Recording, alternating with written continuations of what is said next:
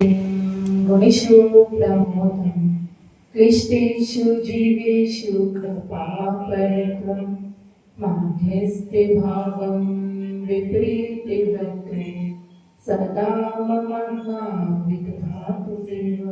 जीवन अनंत परमेश्वरी भगवान की, जब देवादिदेश कुंतनाथ भगवान की, परम पूज्याचार्य मित्रति गुरुदेव की, परम पूज्याचार्य सुंदर सागर जी गुरुदेव की, परम पूज्यारिका श्रीमती माता जी की, आरिका संघ की, जिनवानी माता की, श्रीमद जैन धर्म की, माता जी के चरणों में वंदना भी करते हुए, तीनों साधुओं के चरणों में इच्छा भी करते हुए आगम के शब्दों को आपके समक्ष रखते हैं। क्या देख रहे हैं हम?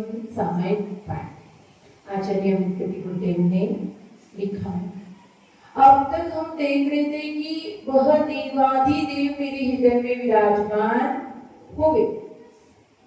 5-6 गाथा में श्लोक में हमने पढ़ा कि ऐसे देवाधिदेव मेरे हृदय में विराजमान हो गए।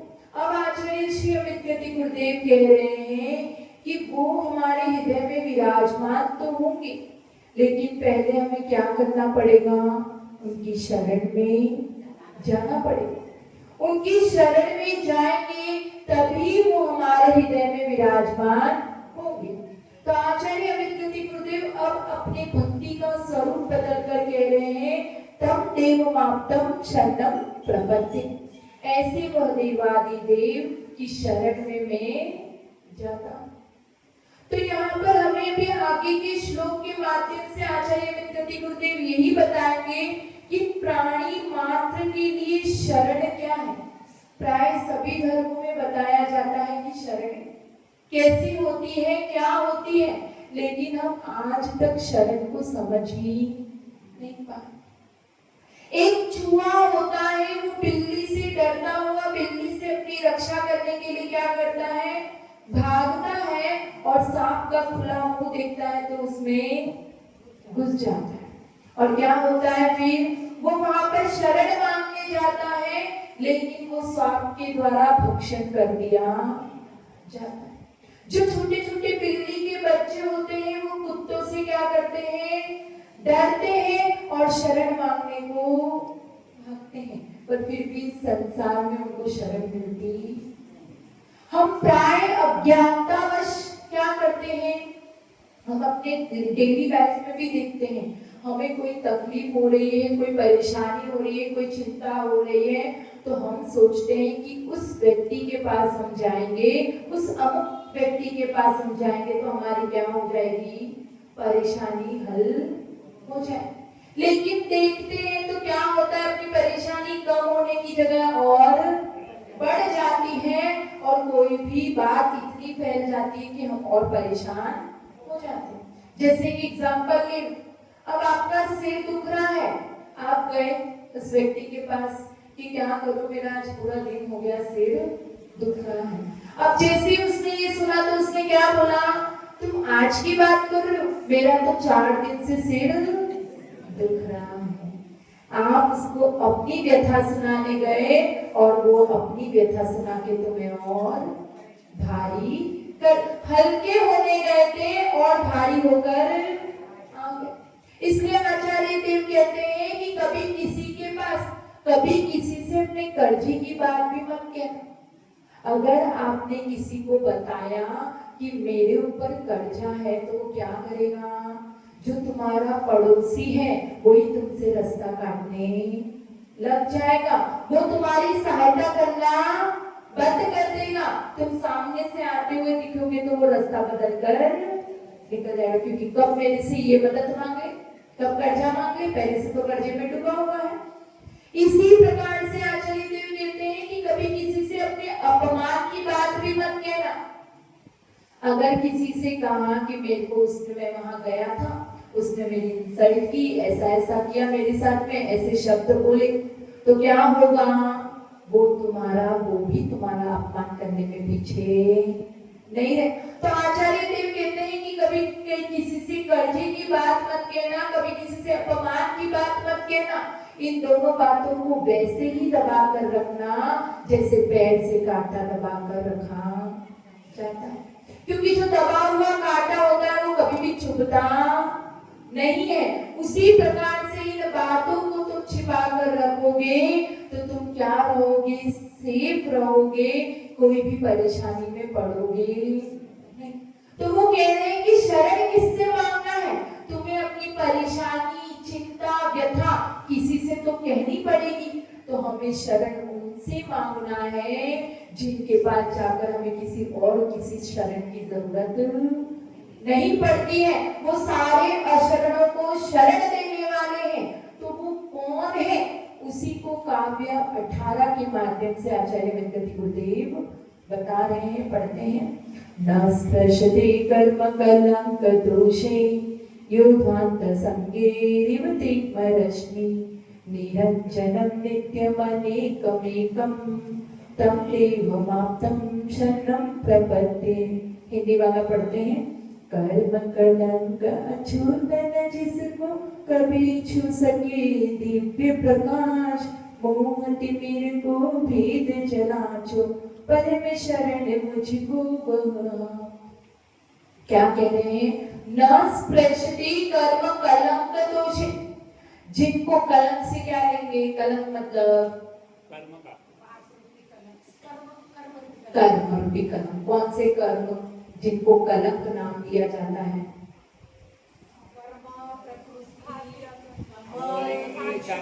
दिव्या ने सही जवाब दिया है, घातिया कर्म, जिनको क्या कहा जाता है? कलंक।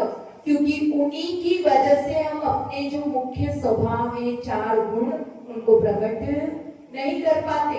अघातिया तो इतना प्रभाव नहीं डालते। तो जो ये कर्म कलंक है, जो ज्ञानावर्णी, दशनावर्णी, मोहनीय, अंतराय, ऐसे जो कर्म रूपी कलंक जिनको छू नहीं पाते। फिर बोल रहे हैं ई मतलब जैसे, ध्वांत संगे दिवतिमरश्मि, जिस प्रकार से सूर्य का प्रकाश क्या होता है? अंधकार का जो समूह है वो क्या करता है? सूर्य के प्रकाश को कभी छू नहीं पाता। जी उसी प्रकार से, जिस प्रकार से सूर्य के प्रकाश को अंधकार का समूह छू नहीं पाता, उसी प्रकार से आपको जो ये कर्म रूपी कलंक है छू नहीं पाते। तो आप तब उन कैसे निरंजन, जो निरंजन है, जो नित्य है, जो अनेक है, जो एक है, ऐसे देवादिदेव की शरण में मैं जाता हूँ। क्या कह रहे हैं आचार्य देव?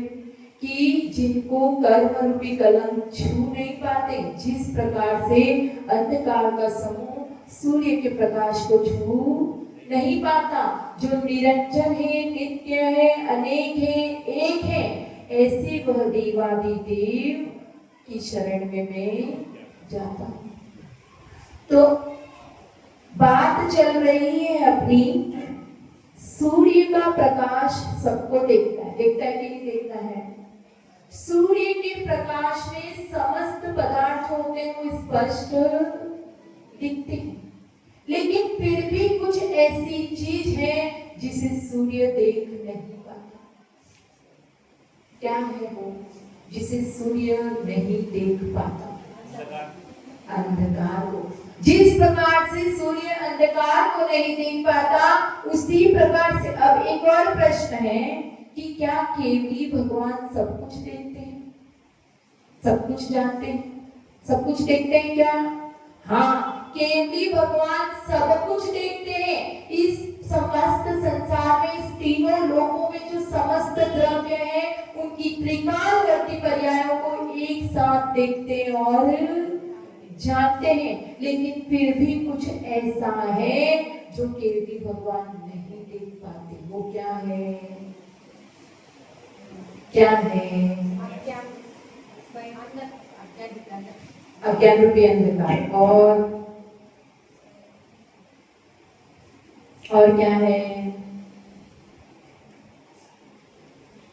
सच में बहुत चलता है, सबको पता है, ये कोई इतना डिफिकल्ट आंसर नहीं है। इनको चक्षुरी को दिखेगा नहीं। अच्छा बहुत इजी है। देखो क्या नहीं देख पाते? सपना। केवली भगवान कभी भी सपना नहीं देखते, हाँ, क्योंकि वो क्या है, विभाव दशा है। और केवली भगवान क्या देखते हैं, सब कुछ सच जो नॉर्मल रियल में हो रहा है वो सब कुछ वो देखते हैं। तो जिस प्रकार से क्या बता रहे हैं यहाँ पे, जिस प्रकार से अंधकार के समूह क्या होता है, सूर्य के प्रकाश को देखते ही भाग जाते हैं। अपने भक्तांग स्तोत्र में भी एक स्तोत्र आता है, कौन सा, तत्संस्तवेन निबद्धं पापं क्षणाक्षय उपेति शरीर भाजा आक्रांत लोकमलिनीलमशेषमाशु सूर्याशु भिन्नमेव सार्वर अंधकार। जिस प्रकार के सूर्य के उदित होते ही अंधकार को क्या करना पड़ता है, भागना ही पड़ता है, उसी प्रकार से हे भगवान आपके चिंतन मात्र से, आपके स्मरण मात्र से जो पापों का समूह है वो क्या हो जाता है, क्षण भर में नष्ट हो जाता है, उसे भागना ही पड़ता है। क्योंकि जहां भगवान का ध्यान होता है वहां समस्त पापों का नाश हो जाता है। जहां प्रभु की भक्ति होती है वहां विषयों का शमन हो जाता है। और जहां पर अपन ने श्रद्धा से प्रभु के चरणों में शीश झुकाया वहां पे जो भवों के संचित पाप भी है वो क्षण भर में नष्ट हो जाते हैं। तो ऐसे वो जिस प्रकार से सूर्य के प्रकाश को वो छू नहीं पाता, उसी प्रकार से आपको कर्म रूपी कलम छू नहीं पाते। जो ज्ञानावरणादि जो दोष है, जो कर्म कलंक है, वो आपको छू क्यों नहीं पाते, क्यों नहीं पाते उनको छू, क्यों नहीं छू पाते, क्योंकि उन्होंने वो सारे कर्मों का नष्ट कर दिया है। और जिसको नष्ट कर दिया है, जो है ही नहीं, तो वो उन्हें छुएंगे कैसे। जिस प्रकार से रस्सी है, अब आप उसको पूरा जला दोगे, राख कर दोगे, तो क्या होगा, क्या वो रस्सी बांधने के काम आने वाली है, क्या कुछ भी, वो कुछ भी बांधने के काम नहीं आ सकती। उसे हम छुएंगे तो वो पूरी खत्म हो जाएगी। उसी प्रकार से जो कर्मों को अगर हम उपशम करते तो क्या होता, कर्मों को उपशम करो तो क्या होगा, वो दबे हुए हैं तो कभी भी उदय में आके फल दे सकते हैं, वो कभी भी विकार को उत्पन्न कर सकते हैं। लेकिन आपने तो क्या कर दिया है, उन्हें नष्ट ही कर दिया है, क्षय ही कर दिया है, तो वो कैसे अपना फल देंगे। इसीलिए अपने जैन दर्शन में अवतारवादी को मानते हम नहीं। क्यों नहीं मानते, क्योंकि इस संसार में परिभ्रमण करने के लिए हम मानते हैं हमें कर्म की जरूरत है। और कर्म जब एक बार नष्ट हो गया तो उसको वापस से कैसे करें। जिस प्रकार से अभी मैंने रस्सी का एग्जांपल दिया, तो जो रस्सी है उसको अगर हम जला देंगे, राख कर देंगे, तो क्या वो बांधने के काम आ पाएगी, नहीं आ पाएगी। उसी प्रकार से जो कर्म रूपी बीज है, जो हमें संसार में परिभ्रमण कराने वाला है, उस बीज को ही अगर नष्ट कर दिया है तो फिर से फल की उत्पत्ति कैसे होगी। जब कर्म ही नहीं है तो नए कर्म कैसे सत्ता में हमारे आएंगे। तो इसीलिए हम कहते हैं कि जो एक बार सिद्ध बन गया वो अनंत काल तक हमेशा के लिए उस सिद्ध शिला पर ही विराजमान रहने वाले हैं। वो कभी भी यहाँ यथा तथा जैसे हैं वैसे के वैसे रहेंगे। छेड़ाला में आता है, क्या आता है, रहिए अनंतानंत काल यथा तथा शिव परिणय। जो अनंत काल तक जो सिद्ध शिला पर विराजमान हो गए वो वैसे के वैसे बने रहने वाले हैं। उनमें किसी भी प्रकार का कोई भी चेंज आने वाला नहीं है। तो ऐसे उन सिद्धों की बात की जा रही है, क्योंकि अगर परमात्मा को जन्म लेना है, वापस आना है, तो किसकी जरूरत पड़ेगी, कर्म की जरूरत पड़ेगी। और कर्म आने का रास्ता क्या है, आश्रम। और आश्रम किससे होता है, तन्वा सूत्र में आया, किससे होता है, काहे वांग मनः मन वचन काय के योग से आश्रम होता है। तो जब परमात्मा के पास न मन है, न वचन है, न काय है, तो उनका आश्रम कैसे होगा? और अगर आश्रम नहीं होगा तो बंध कैसे होगा? बंध नहीं होगा तो संवर क्या होगा? संवर नहीं होगा तो निर्जरा कैसे होगी? और निर्जरा नहीं होगी तो मोक्ष क्या हो? तो इसीलिए सब कुछ करने के लिए हमें कर्म की जरूरत पड़ती है। इस संसार में परिभ्रमण करने के लिए भी हमें कर्म की आवश्यकता है, और उस कर्म को आपने नष्ट कर दिया है। इसीलिए आप कभी भी वो कर्म कलंक रूपी छू नहीं सकते, और ना ही आपका फिर से अवतार हो सकता है। तो न स्पृशते कर्म कलंक दोषे। फिर अगला विशेषण क्या दिया है? जो निरंजन है। निरंजन मतलब जो अंजन से रहित है। हम समझते हैं अंजन मतलब काजल, जो आंखों में लगाया जाता है। तो यहाँ पर बोल रहे हैं जो कर्म कालिमा से रहित है, ऐसे वो परमात्मा निरंजन है, ऐसे वह देवाधिदेव। फिर अगला विशेषण दे रहे हैं नित्य। नित्य मतलब जो हमेशा बने रहने वाले हैं, कभी भी नाश को प्राप्त नहीं। फिर आया अनेकमेक, जो अनेक है, जो एक है। अब बताओ इसका मतलब। अब यहाँ पे आचार्य देव कह रहे हैं कि अनेक भी है और एक भी है। दोनों बात कैसे हो सकती है? एक ही में, एक ही परमात्मा में दोनों बात कैसे हो सकती? अनेक भी बोल दो, एक भी बोल दो। अनेक गुण है। क्या बता रहे हो आप लोग? अनेकांत धर्म। हाँ तो ठीक है, अपेक्षा बताओ ना अनेकांत धर्म में।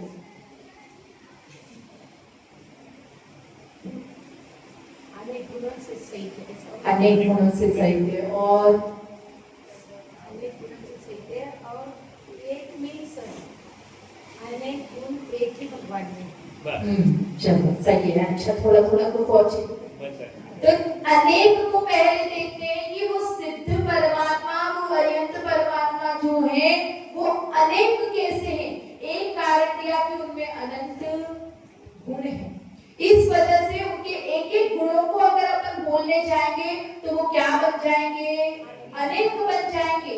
दूसरा और रीजन है। क्या रीजन है? सब मिलके एक ही है। अनेक अनेक की रीजन दो मुझे। अनेक कैसे और है कि अगर अपन गणना करेंगे तो अपन क्या बोलते हैं कि अनंतानंत सिद्ध है कि नहीं? तीनों का अनंत अनंत सिद्ध है, तो उस वजह से सिद्ध कितने हुए? अनेक हो गए, अनंत हो गए। फिर जो क्या है, जो क्या कह रही थी मैं?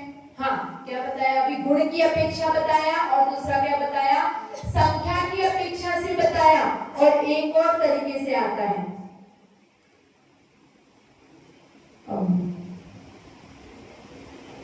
अनंत पर्याय। उनमें क्या होती है? परिणमन होता रहता है। अनेक ध्येय झलकते रहते हैं, तो उस ध्येय की वजह से भी वो क्या है? अनंत है। फिर इस तरीके से तो वो अनेक हो गए, लेकिन एक कैसे हैं?